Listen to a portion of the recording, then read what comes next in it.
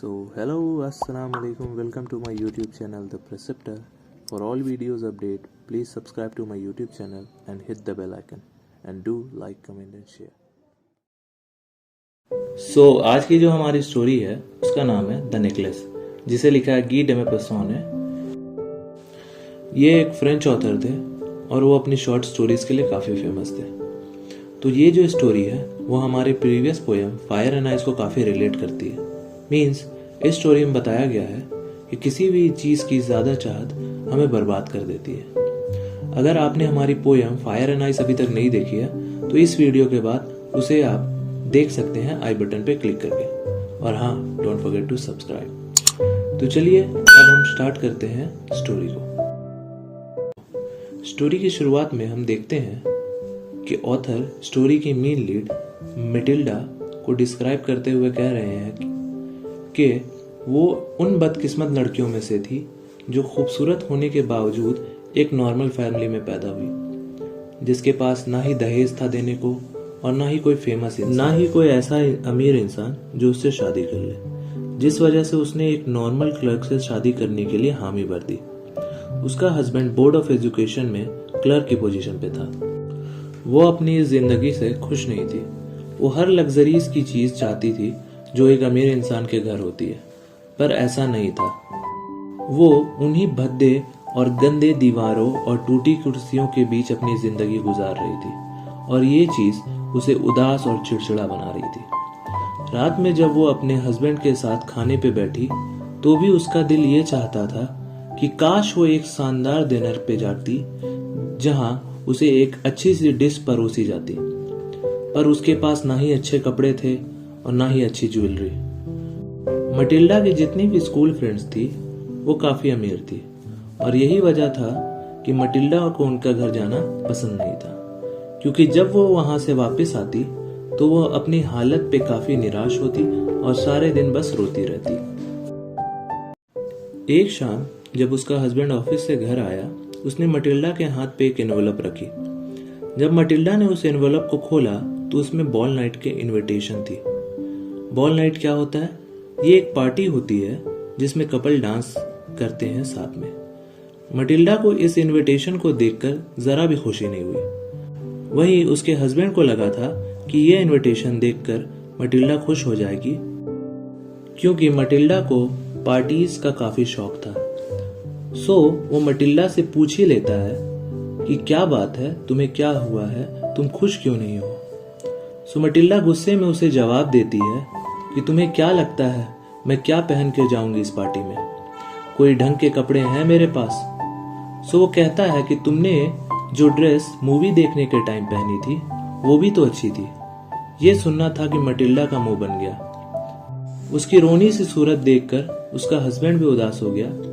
अब ये आलम था कि तभी मैटिल्डा ने लंबी सांस भरी और अपने हस्बैंड से गुस्से से कहा कि मेरे पास कोई अच्छे कपड़े नहीं हैं इस पार्टी में जाने के लिए।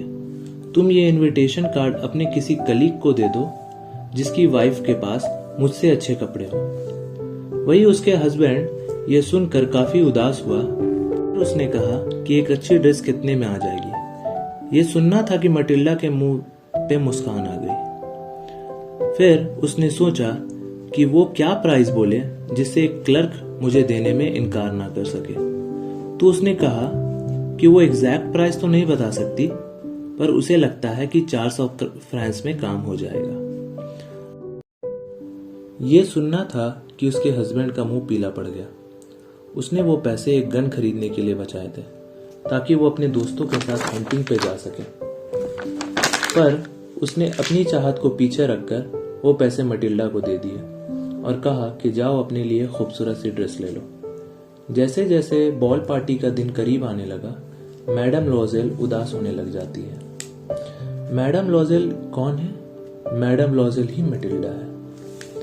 अब जब उसका हस्बैंड उसे ऐसे परेशान देखता है तो उससे पूछता है कि क्या हुआ, तुम उदास क्यों हो? इस पे मैटिल्डा जवाब देती है कि मेरे पास कोई भी ज्वेलरी नहीं है जिसे पहनकर मैं पार्टी में जाऊं। इससे अच्छा तो मैं पार्टी में जाऊं ही नहीं। ये सुनकर उसका हस्बैंड बोलता है, तुम तो ऐसे भी खूबसूरत हो, तुम फूलों के जेवर बना लो वो काफी अच्छे लगेंगे तुम पर ये बात से मटिल्डा कन्विंस नहीं हुई। उसने कहा, इससे ज्यादा बेइज्जती की बात और क्या होगी अगर मैं फूलों से बने हार पहनकर पार्टी में गई तो।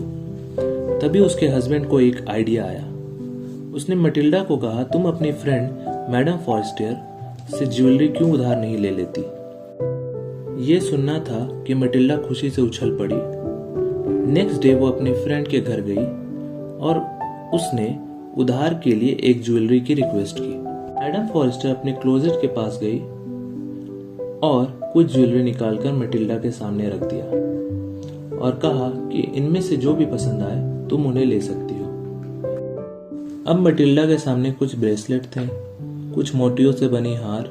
वो उन सब को पहनकर देख रही थी, पर इनमें से उसे कुछ भी अच्छा नहीं लगा। फिर उसने अपनी दोस्त मैडम फॉरेस्टर से कहा, क्या तुम्हारे पास इसके अलावा भी कुछ है। मैडम फॉरेस्टर ने उसे कहा कि तुम खुद देख लो, शायद तुम्हें कुछ पसंद आ जाए। अब मटिल्डा ने क्लोजेट में पड़ी सारी ज्वेलरी देखने लगी और आखिरकार उसे ऐसी ज्वेलरी दिखी गई जिसे एक नजर में ही मटिल्डा को पसंद आ गया। ये एक ब्लैक बॉक्स में पैक हीरो का हार था।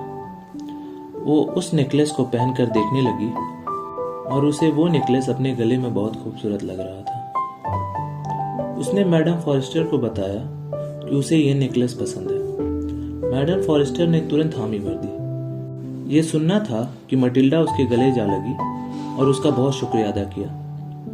अब बॉल नाइट का दिन आ गया। पूरे पार्टी में बस मटिल्डा की ही चर्चा हो रही थी।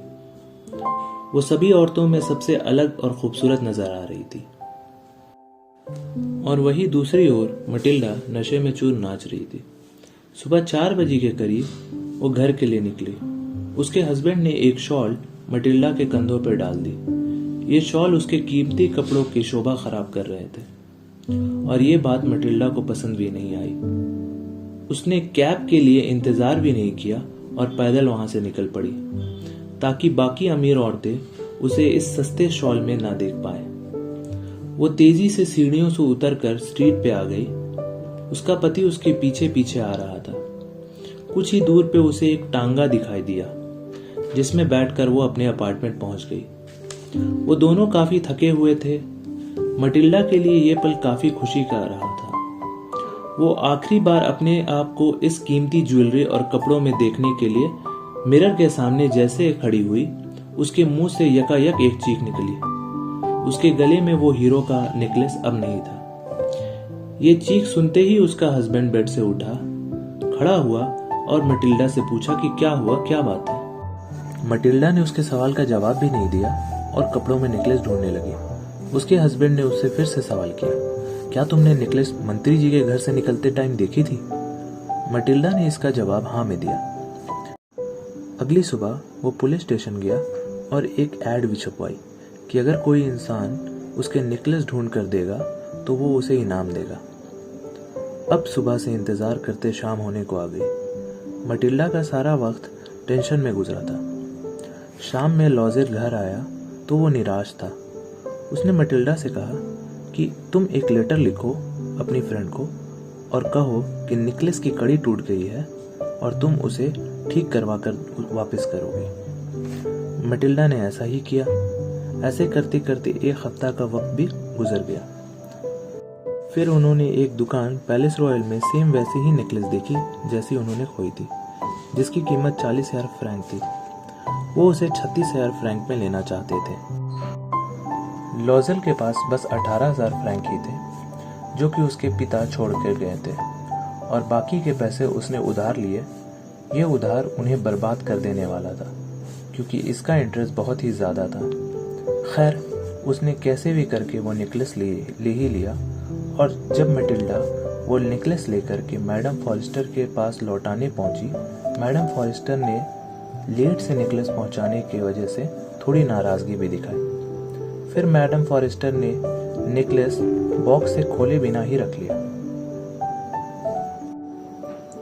नेकलेस लौटाकर अब मटिल्डा के जान में जान आ गई। अब उसे बस एक ही फिक्र थी कि वो मनी लेंडर को उधार कैसे तोड़ेगी। इसके लिए उसने अपने घर की नौकरानी को भी हटा दिया और अपने घर भी बदल दिया। और कुछ कमरों के छोटे से घर में आ गई।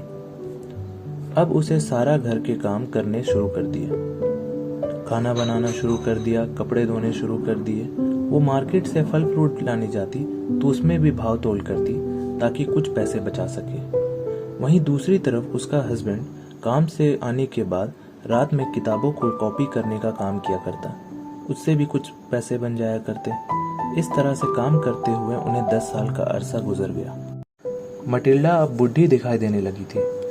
उसके बाल बिखरे रहते, कपड़े गंदे, फटे, पुराने, और अब वो तेज आवाज में बात किया करती थी। पर कभी कभी वो घर पे अकेले होती, वो यही सोचा करती कि वो उस पार्टी में थी, सब उसकी खूबसूरती के दीवाने थे, और फिर वो ये सोचती कि मेरा जीवन कैसा होता अगर मैंने वो नेकलेस नहीं खोया होता। वो सोचने लगी कि किस तरह से एक पल में लाइफ बदल जाती है। एक शाम जब वो चैम्प पिलेसी से गुजर रही होती है, उसकी नज़र एक महिला पे पड़ती है जिसके साथ एक बच्चा था। वो महिला मैडम फॉरेस्टर होती है, अब भी यंग, खूबसूरत और अट्रैक्टिव। मटिल्डा सोच में पड़ जाती है कि क्या उसे मैडम फॉरेस्टर से बात करनी चाहिए।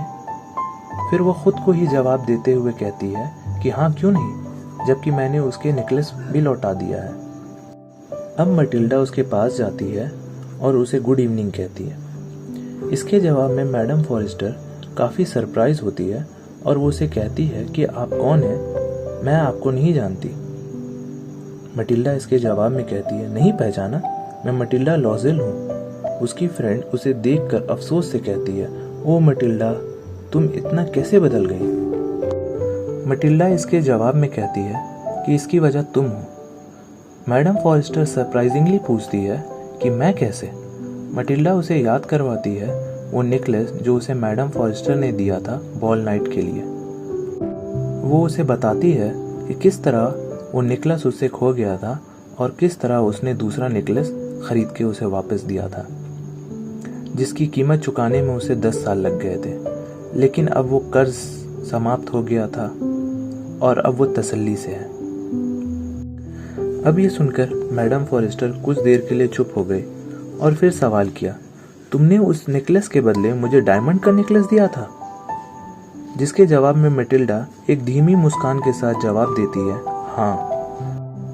पर तुमने उस टाइम देखा नहीं, वो दोनों नेकलेस एक जैसे ही लगते थे।